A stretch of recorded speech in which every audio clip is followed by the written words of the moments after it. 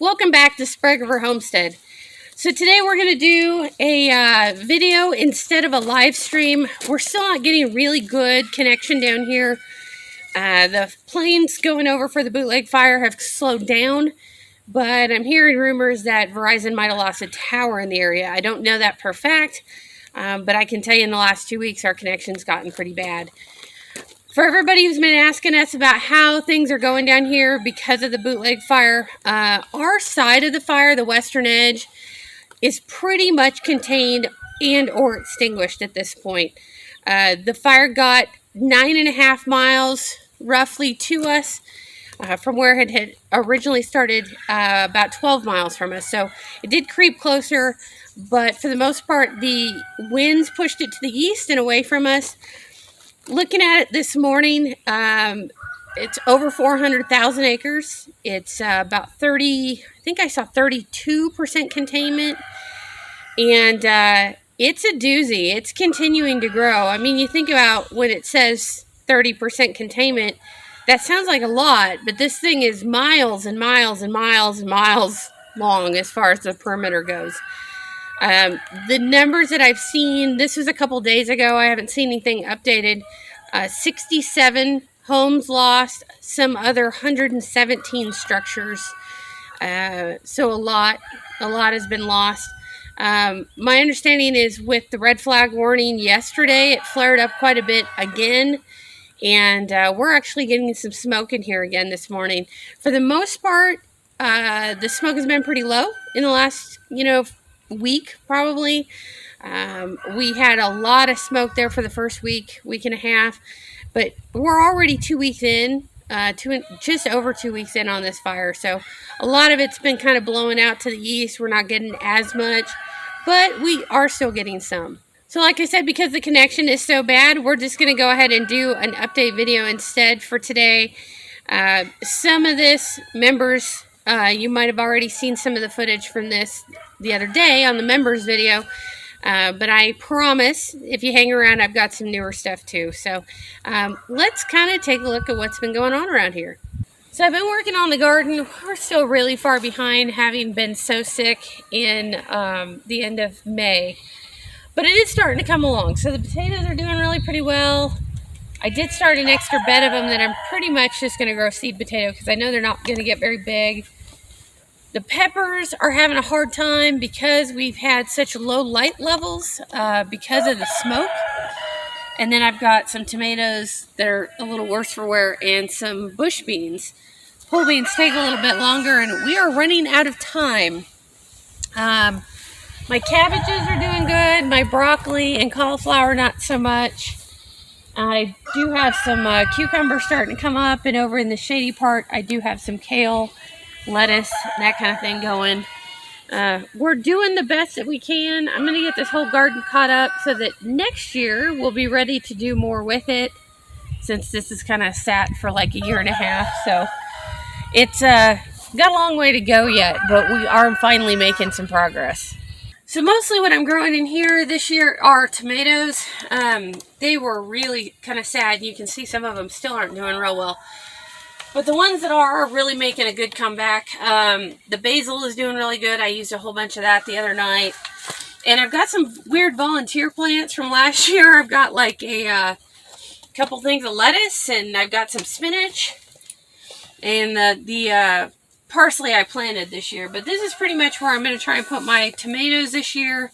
There are a whole bunch out in the greenhouse or out in the garden, but hopefully this is where we're going to get the bulk of it. So another project for the last couple weeks has been doing some canning. So we have been trying to cut back on mouths to feed around here, and it ended up butchering, I think, 11 roosters. So that meant something had to be done with them. I've got lots of just regular canned chicken. Roosters don't give you a lot of breast meat or anything really for the freezer. So usually I chop them up or boil them down and strip them off. This year I did some different stuff. So I did a chicken cacciatore that's pretty much just ready to go. Can be heated up, put on noodles. It's kind of dark, but this is a sweet and sour chicken. You just kind of heat it up, add a thickener, and then put it over some rice. This is White Lightning chicken chili. And This is some chicken tortilla soup, and this is a favorite of ours, so we eat a lot of it.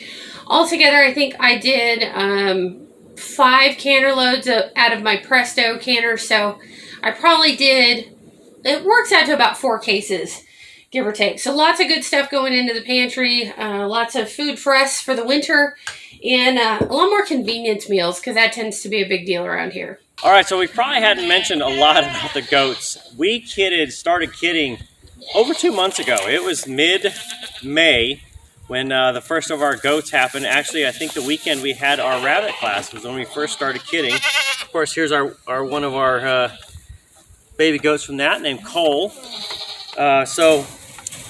We got all of our hay put up, so you can see behind in this barn, this is half the hay. Normally we buy it in staggered amounts. We buy about a 10 tons in around July 4th, Quail, honestly, man. And then we typically buy in October another 2 or 3 ton, basically at the end of the season.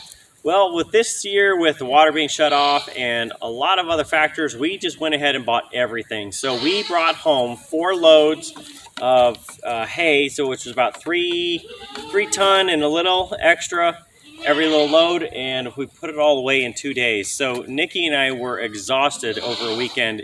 We started it on a Saturday morning, we ended it on a Sunday evening.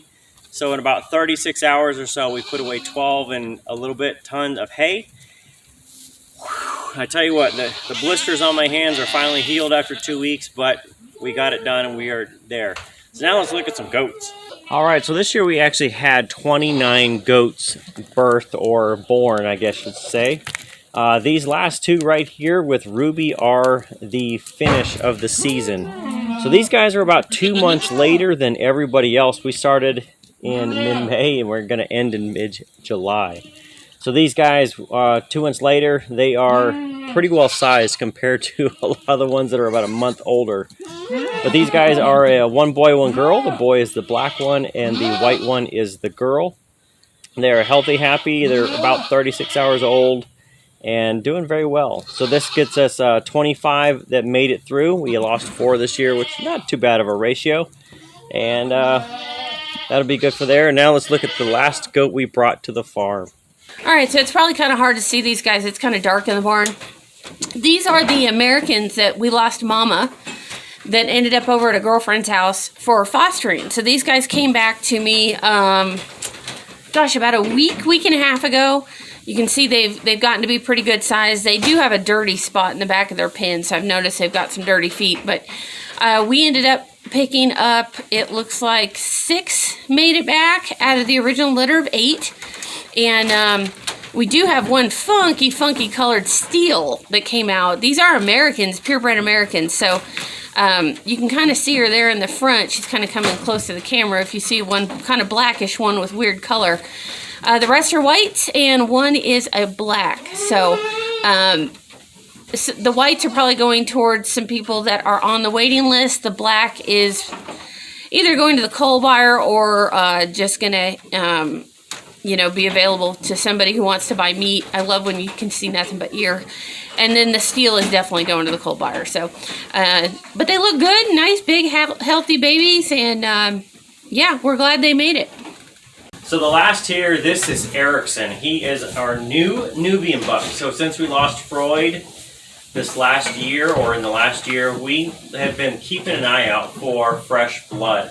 And it actually turned out somebody close by had some Nubians. This guy is about 4.5 months old, believe it or not. 3.5 months. 3.5 months old, believe it or not. He is a strapping young lad, and he is huge, but he is a moonspot, mostly white with some brown spots on him. Still kind of skittish. They really didn't handle him very much, so we are taking our time getting him used to being with us, trying to feed him every day, get him used to being handled, because the last thing you want is a big 100-something pound animal that really does not want to be touched when you have to cut its feet.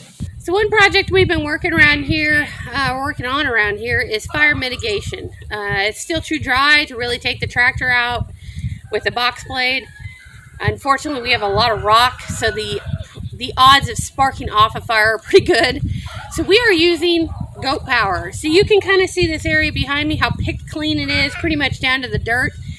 This is a section that the goats have already been on. You can kind of see my hard-working cleanup crew back here cleaning out some sagebrush right now. Now, they don't get everything. Obviously, they don't eat the actual sticks. But what they do get is pretty much all the foliage off of the sagebrush. They take everything else pretty much down to the dirt. So I am moving them down the fence lines right now. We finished up this other fence line over on this side, which I'll show you in a minute. But they're working down this side, and they're going to turn and go down the back side. And we're just using our stock trailer and some cattle panels to make roughly a 30 by 30 spot. Depending on what the level of vegetation is, they'll either stay on a spot for a day or up to 3 days. And we're just letting them get everything cleaned off that they can clean off before we move them to the next spot. All right, so this is looking down our, let's see, that is the western side of the property. And you can kind of see what the goats have done. This took, about a week and a half. And we actually got this started before the fire broke out. This was a plan that we've had for a while. So they've picked everything clean all the way down. They've even trimmed up those pine trees. You kind of see down further down the field. The only thing they didn't get is just a few dried out weeds that for whatever reason they did not like. So at some point, I'll either come out here with the weed eater, knock them down, or just not worry about it. But you can see that there is no grass all the way down, no weeds, and all the sagebrush have been plucked. And that's about 30 feet, give or take, off the fence line. Now, that's not really considered wide enough for most fire breaks. Most of them, they recommend 50 to 100 feet down to dirt or gravel. This is just a start. So what we're trying to do is get at least 30 feet cleared all the way around the property. And then we can come in, move them over, and start clearing the next 30 feet. For right now, with everything being so dry, the big goal is just to get something done. Any defensible area is better than nothing. And this is kind of how we're doing it right now. So the baby goats are not an authorized member of the cleanup crew. But you can kind of see there's a little bugger in there. And there's another one around there. So they don't eat a lot, but they do everything they can to help out. So I've mentioned before that bird sales are pretty much in the gutter this year. Really, most of our farm sales are. But I am still hatching some quail. So this is one of the jumbos that I've hatched. It's a nice, pretty little male that I might hold on to and use in place of another male that I've got that's been a little guilty of scalping some of the ladies. But still hatching them. I just put in about 60 more quail eggs. The nice thing about these guys is I can spend an hour and butcher, half a dozen to a dozen of them. And they're nice, they're quick, they're easy. They don't take a lot of setup like the chickens do. And I can house a lot of them in a small space.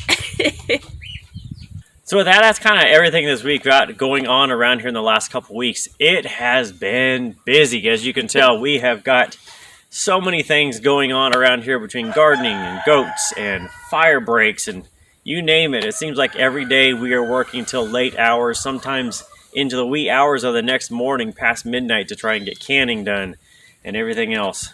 And hip camp has still been going okay. We're getting a lot of cancellations because of the smoke, to be kind of expected. Some people canceling even when we don't have smoke. Some people canceling 2 weeks out because they're afraid of the smoke. And that's fine. It seems like every camper coming through is ordering either eggs, bread, or both. So I have been busy in the kitchen baking bread. I offer bread for our hip campers at like $5 to $6 a loaf, depending on what it is. And the jalapeno cheddar has been pretty popular this year. So luckily, a couple years ago, I had a big bumper crop of jalapenos, and I canned, cases of jalapenos. And he kept asking me, what are we going to do with all these? And I thought, dear God in heaven, I don't know. But hip camp has answered the call there, I guess. So we've been doing all right with it. So with that, we're going to get out there and get back to work. It's a nice, cool morning. It's only supposed to be maybe in the high 80s or low 90s for a couple days. So we are going to do our best to get a lot of projects kind of moving forward and continuing on. All right, with that, happy homesteading. See you next time.